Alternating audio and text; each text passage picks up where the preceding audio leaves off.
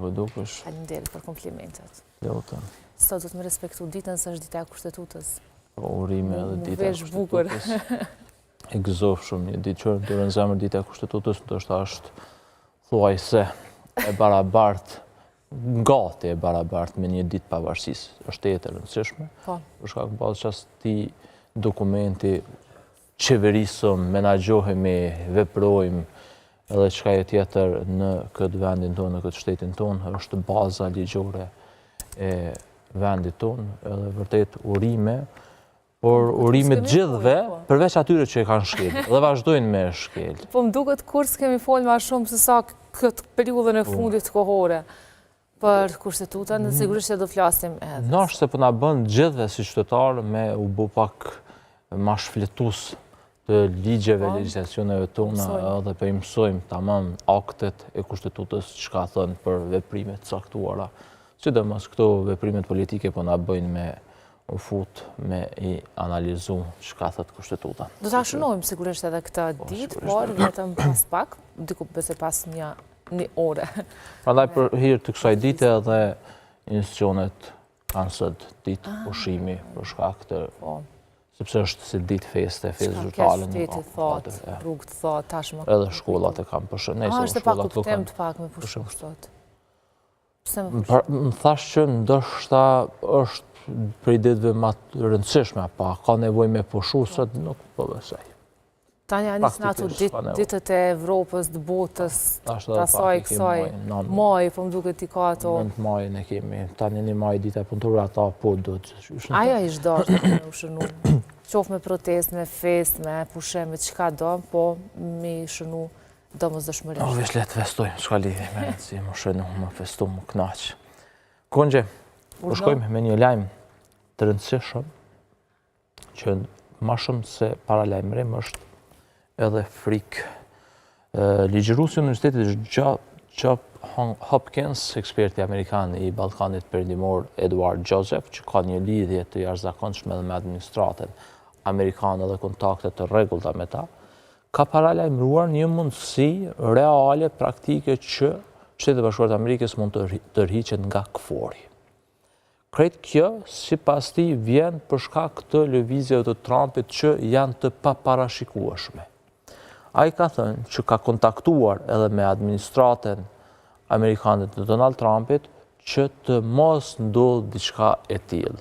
Pra, sipas Johns Hopkins, i cili është, thash, një person analizues, profesor, por që kontaktet e tij janë të jashtëzakonshme me njerëzit, akterët kyç të Shtetit Bashkuar të Amerikës, andaj edhe këto diskutime të tij ose deklaratat e tij shpeshherë mirën kogja serioze dhe mirën që mund të ndodhë ashtu siç edhe po pretendojnë. Roli i tij është të raportojë dhe të raportojë mbi zhvillimet në Ballkanin Perëndimor dhe ato shpeshherë edhe nga kongresi dhe komisionet të institucioneve amerikane shpeshherë raporton atje mbi këto të dhëna. Dhe ai thotë që ka kontaktuar edhe me sekretarin amerikan Marco Rubio, të cilit i ka kërkuar që asesi të mos ndodh kjo, ndonse thotë që kjo është e mundshme që Amerika të tërhiqet nga KFOR-i, sepse presidenti amerikan Donald Trump ka veprime të paparashikueshme.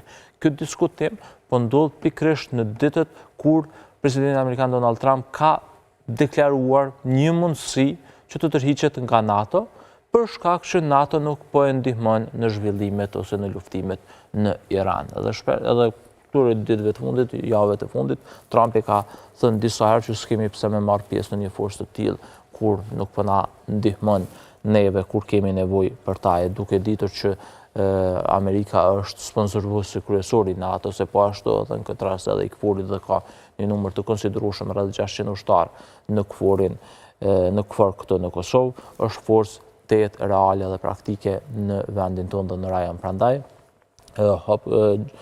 Edward Joseph thekson që nëse ndodh diçka e tillë, atëherë do të shkaktonte një lloj kaos edhe pasigurie totale në Kosovë dhe në Ballkan. Prandaj për këtë çështje thotë që i ka shkruar edhe zyrtarëve të Departamentit Amerikan të Shtetit që ta evitojnë një lloj çasti të tillë, një lloj politike ose një lloj vendimi të tillë që asesi të mos ndodhë që Shtetet e Bashkuara të Amerikës të tërhiqen nga KFOR-i. Po megjithatë, deklarimi i tillë duhet të merret kogja seriozisht nga institucionet tona që të marrin masa veprime me kontaktet amerikane, qofshin ambasadës amerikane ose direkt në Departamentin e Shtetit, që të evitohet një lloj vendimarrje e tillë nëse veç është në agjendën. Edhe pse vetë Eduard Joseph po thotë që Trump është i paparashikueshëm, është vështirë me e perceptu lëvizjet e tij. Shqetësimi më i madh është pa me qenë se ke shqetësim, deshte më na me ngritë si shqetësim real çka është ndodhur në këtë rrafsh.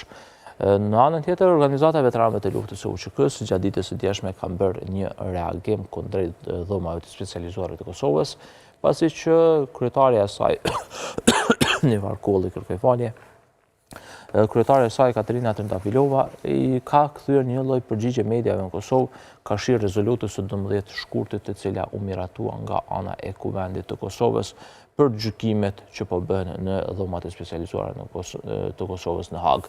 Në kuadër të asaj rezolute, deputetët kërkuan drejtësi edhe respektim të Kushtetutës së Kosovës, të ligjeve ndërkombëtare, të drejtave ndërkombëtare, të lirive të njerëzve, sepse sipas edhe VLUÇK-s atje në Hag nuk janë duke u respektuar të drejtat e të burgosurve, të paraburgosurve në këtë rast, që janë akterët kyç të ushtrisë shqiptare të Kosovës. Edhe